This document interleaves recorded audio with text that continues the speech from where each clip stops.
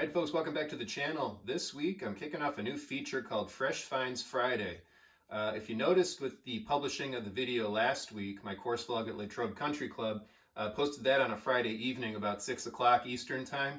And going forward, at least through this upcoming golf season, that's going to be the time you should look for new videos from me on a weekly basis. It's always good practice with the YouTube channel to let your viewers know when you're going to be posting stuff consistently.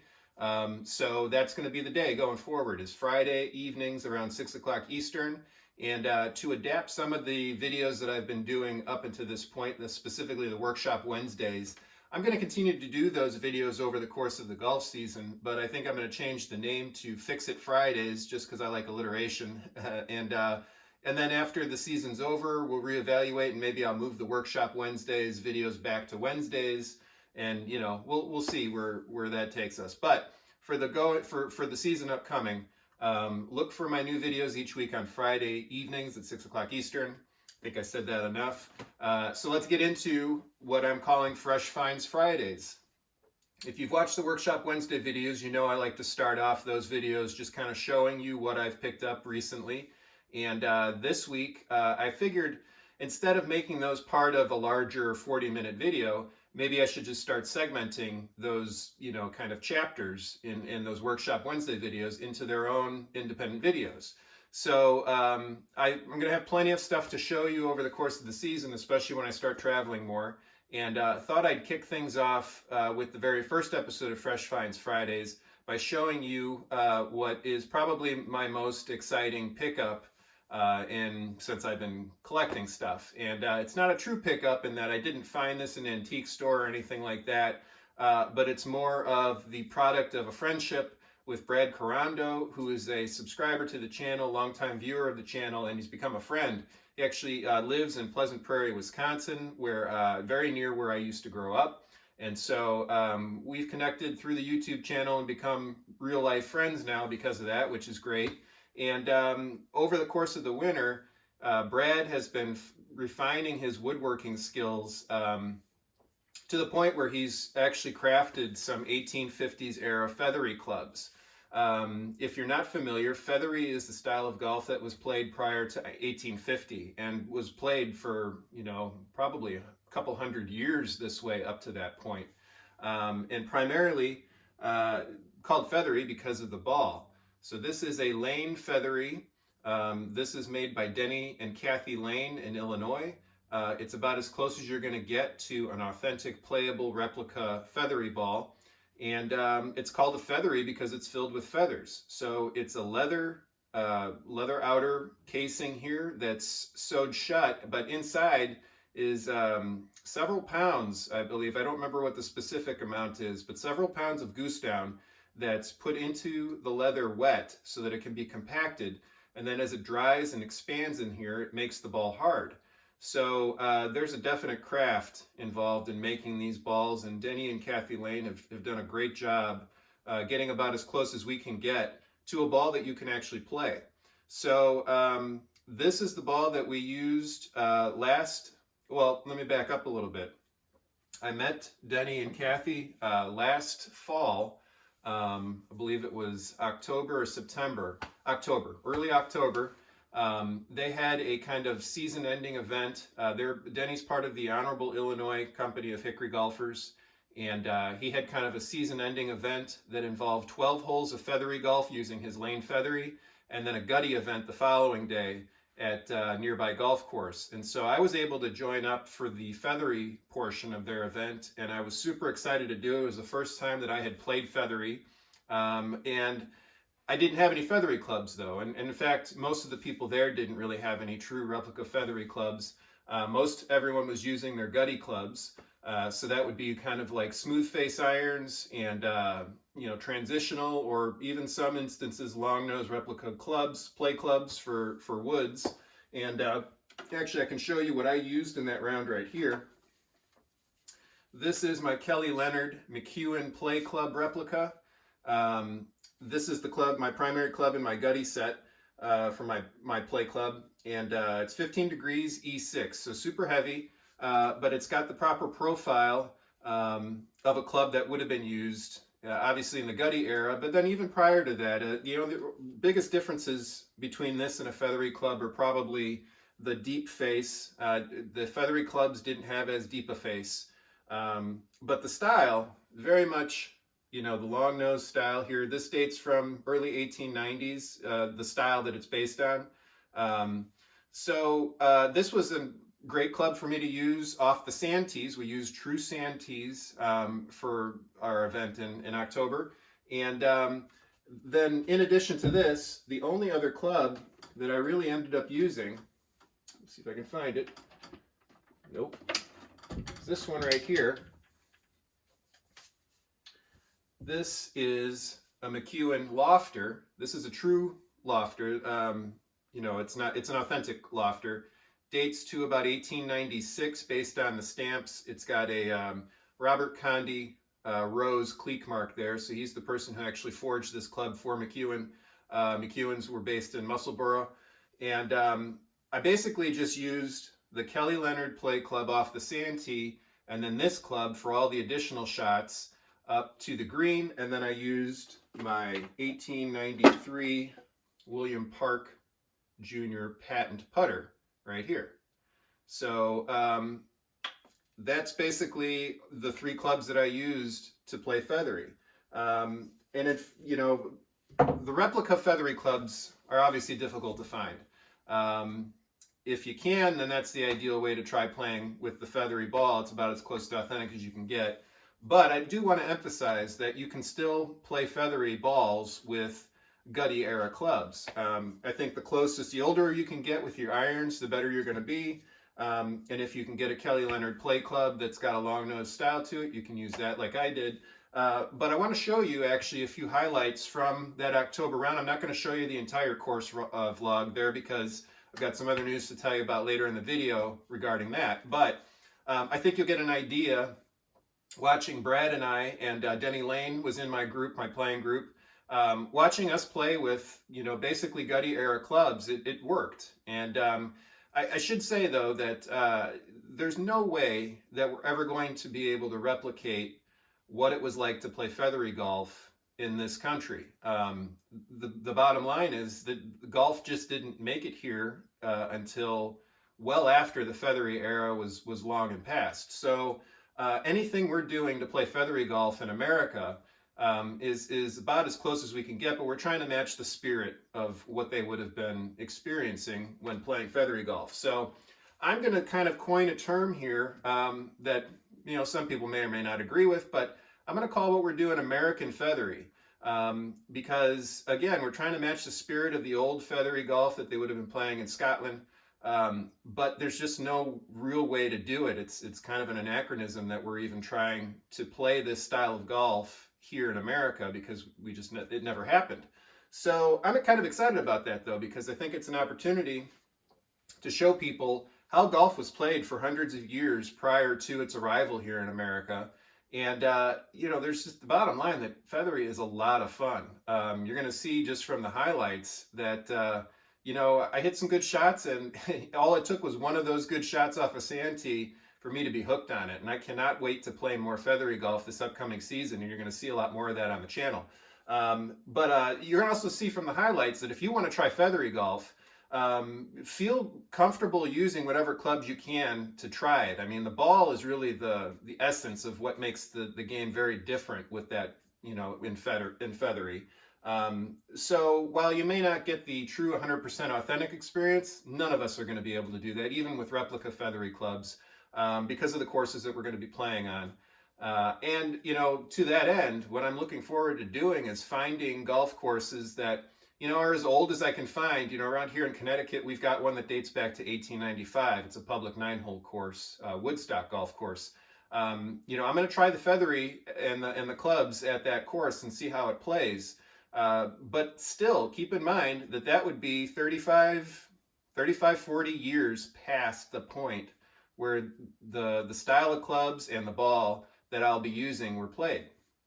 So I definitely recommend, though, you pick up one of Lane's Featheries and try it for yourself with any club you can find. Obviously, preferably a Hickory shafted club or a Gutty era club. But you can see from the highlights that all of us were having a great time, even with clubs that weren't truly authentic. So that brings us to the next part of what I wanted to show you, and that is the 3-club Replica Featherie set that Brad made for me in the off season. I am super excited about these clubs.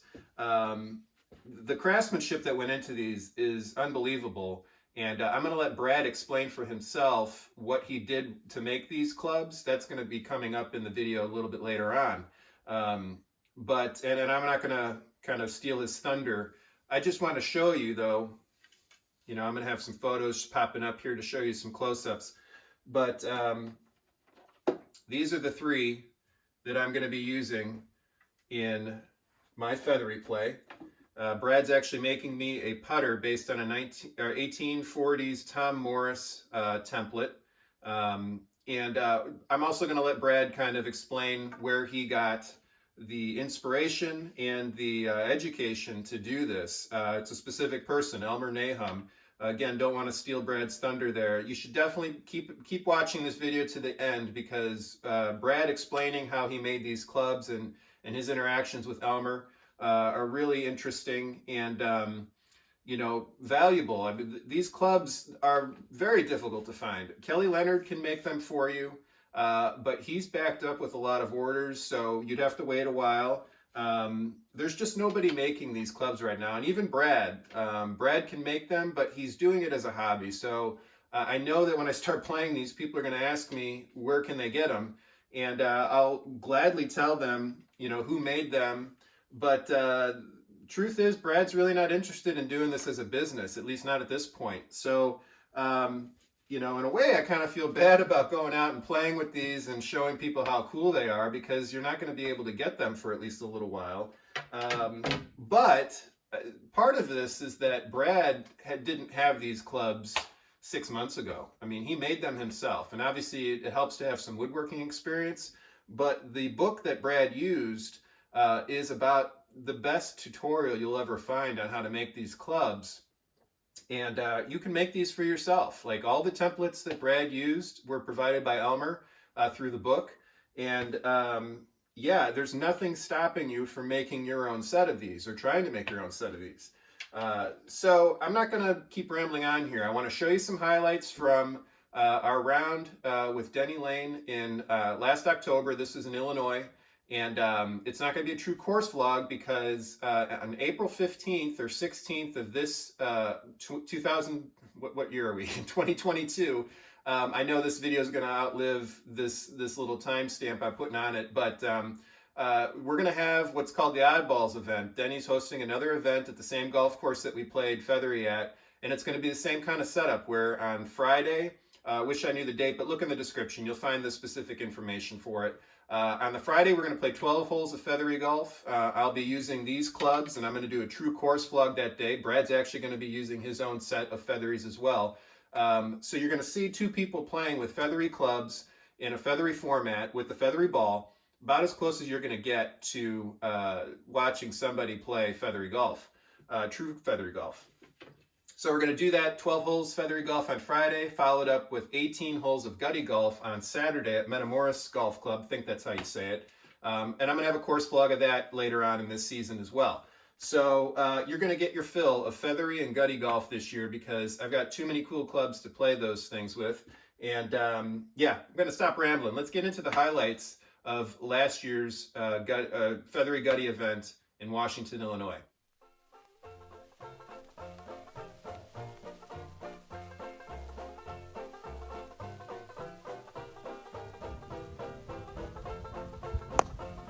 Very nice.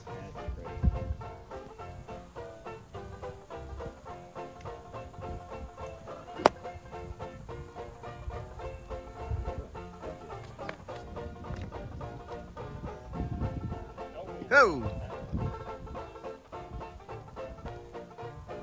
Oh! Nice.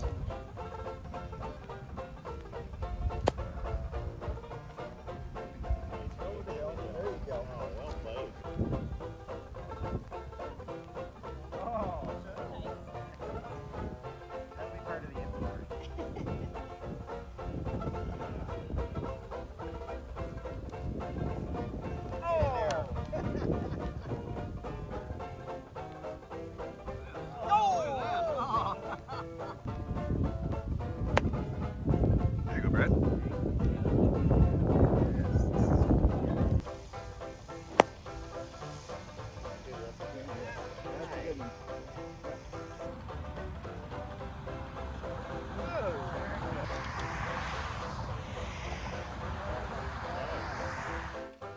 Okay, so see, that was a pretty good time, and I actually had some pretty good shots in there that I was proud of.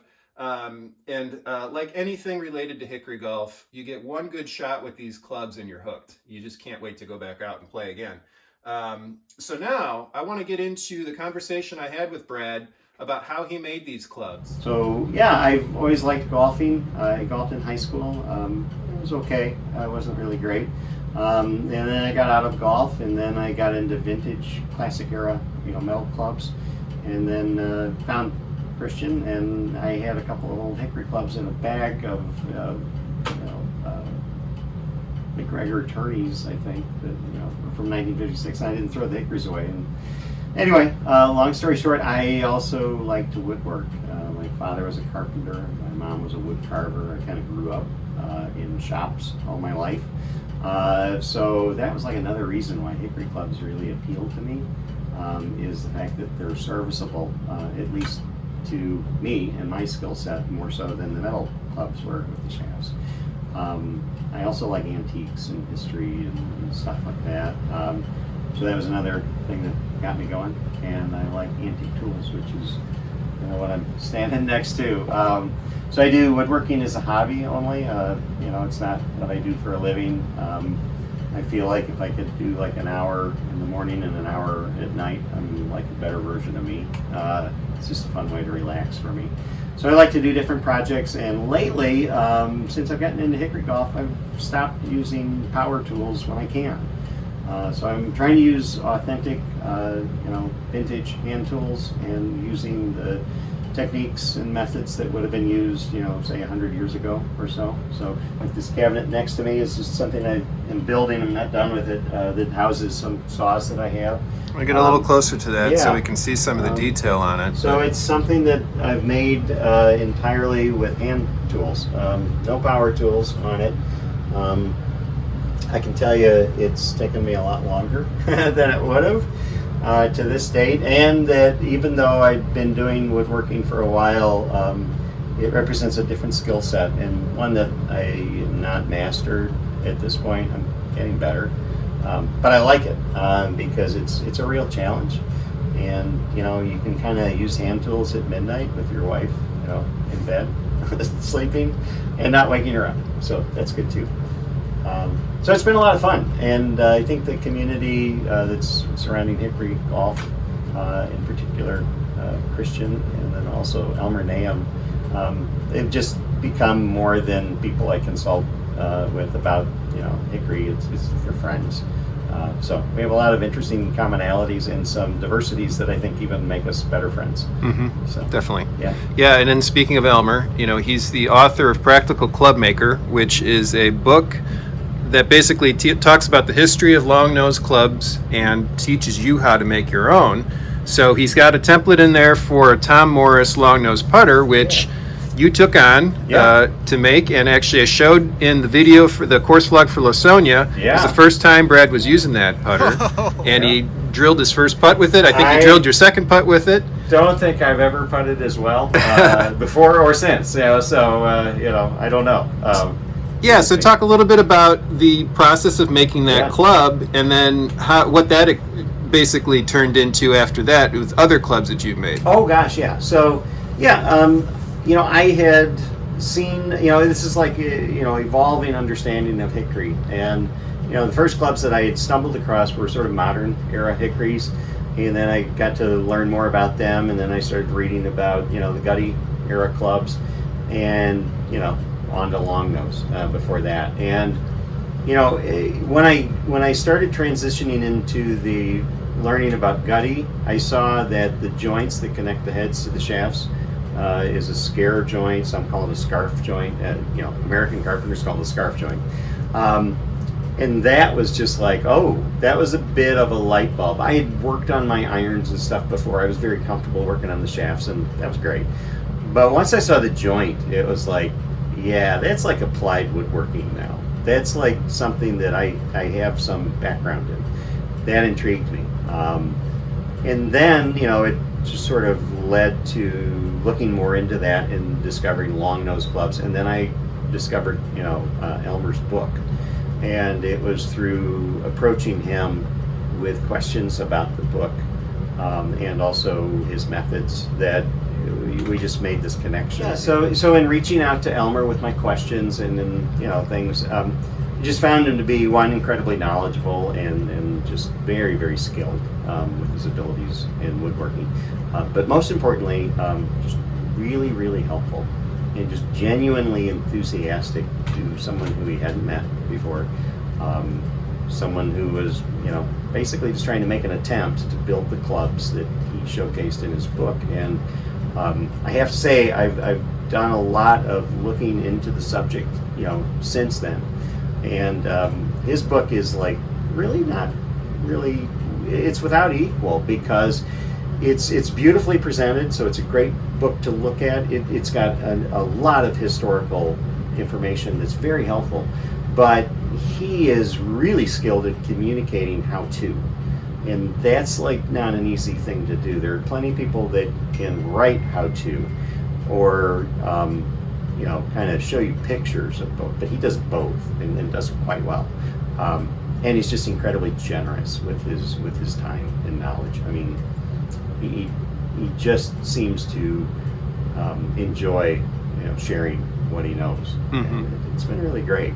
So the first club I made was patterned after one of the templates in his book, and it's modeled after a Tom Morris putter from 1842. Thanks. So it's a Morris putter. 1842 is what was templated, which the templates are in his book. And how this club differs from what an authentic Tom Morris club would be is there's a number of things, but most notably is the species of wood. This is a tropical hardwood, and they wouldn't have been using that in the day. It would have probably been some kind of thorn wood or some kind of hardwood from Europe. The other thing that's notably different is I used an alloy for the weight, which is somewhat lighter and less dense than lead. It's got this color to it simply because there's some shellac on it that's starting to turn. Color-wise, it's kind of like aluminum. Because it's not as dense and it requires more volume to match the weight of lead, it kind of projects out from the club head a little bit more. This particular club I think is only a C8, which is kind of light for a putter. But it's the prototype. It's the first one I made, and I think the takeaway from it was first and foremost, it was a lot of fun to do. Secondly, I can do it. The shape, I think I got pretty well. This scare joint was fun to do. And it was also a good learning experience because I also made me want to try it again with some different materials, do a slightly different technique to the face. And I ended up making 4 more of these. Christian knows from seeing them firsthand. This is putter number 1, club number 1. Putters 2 and 3 were failures. My goal was to try to use the alloy and get it to recess more into the club head, making it look more authentic. So I carved out more wood, and what I learned was this particular was very brittle, and molten metal going into wood. Yeah, there's a big temperature change, and it just cracked. One of the clubs literally broke into 2 pieces. The other just developed some stress cracks, and they're usable. They don't look great, but they're also good lessons. And so clubs 4 and 5, also the same putter. I used the alloy once again. I cheated, and I added some tungsten weight, and it was perfect. They're great. They're lasting well. They look beautiful. They're a lot of fun to use. And you make putts with them, which is the most important I thing. do, occasionally. So you accomplished what you were trying to do with the Tom Morris putter, which gave you the confidence to move on to some more complicated clubs. I did. So let's talk about what this is right here. So this is modeled after a Philp short spoon, which would be, you're more the historian on this stuff. I would equate it to, it's 24-degree loft. Yeah. You can see it kind of has a hook shaped face, which is, I think, pretty normal for a long nose era club. So the differences here, is, from the putter, is generically speaking, it's a long nose wood club. It kind of looks like the putter, right? Differences are the loft, the shape of the head. It's a wider head. It has a deeper face to it. Obviously, things that are traditional and also modern is the loft is different from club to club. Things that are a bit different about it is the face is textured. Back to the Morris putter, there were textured face Morris putters, probably more so than smooth faced. The texture is not really too different. It wasn't really designed to do spin, more as just to get water and debris out of the way between the ball and the club head, I think. It has a ram's horn slip in the front of it that is sort of doweled in with hickory dowels that I made. The ram's horn is authentic. It's actual ram's horn. And in this particular case, I used lead weight as opposed to the alloy. And I'm learning the process of the lead weight. It wasn't a perfect pour. You can kind of see some disfigurement there, but it's holding. So we'll see. And then the whipping on this one is actually linen as opposed to waxed linen. And in this case, I used asphaltum to coat it. So this was like a natural linen color when I first applied it, and then using asphaltum to weatherproof it, and is much more authentic than using like a waxed linen. And you made this shaft out of square, I did, yeah. Yep. So this shaft was originally a 3/4 inch square, long piece of wood, and actually was able to pick a pretty decent material. I've got some cathedral grain in it. It looks like a authentic 120-year-old hickory stick. It's not too bad.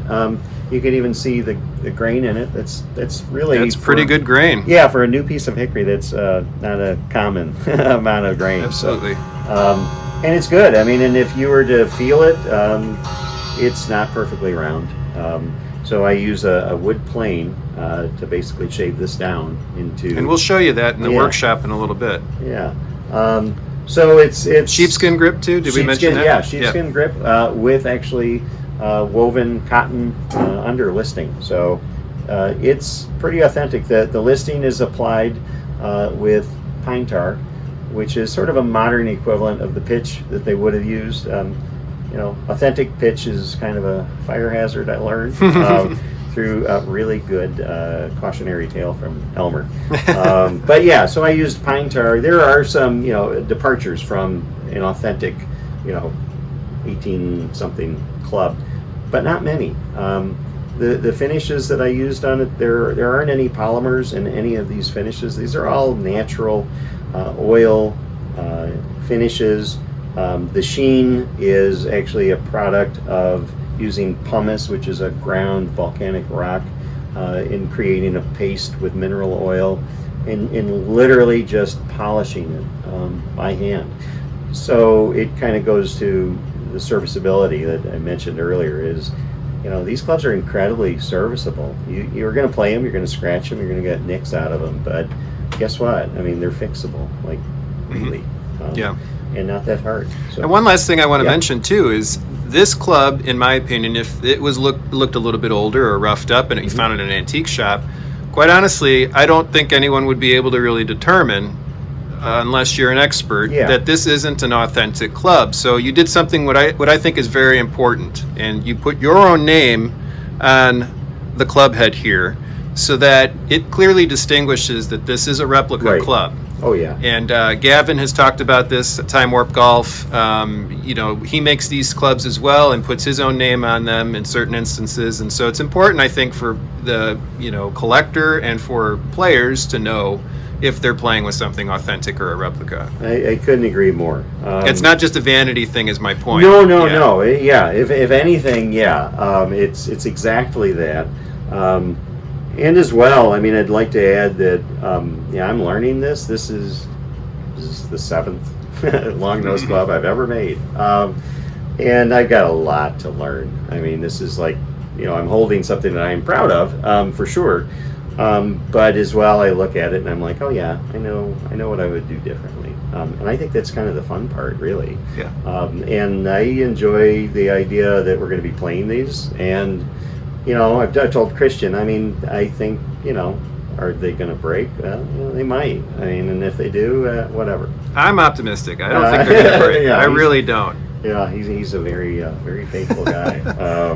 But no, it's been a lot of fun, and yeah, I think it is very important. I don't think what I'm making to a trained eye would, be perceived as authentic, like an actual old club. But I do think that there's a real risk of, especially with the internet, access to fakes, forgeries, and people who, are passionate about acquiring something and, maybe not doing due diligence on their part. So I think, little things like, doing the name is not only period correct for how you would have done it, but it's also, I think, good stewardship of just the hobby. Yeah. Just like, let's, make sure that there's no mistake. Right. Yeah.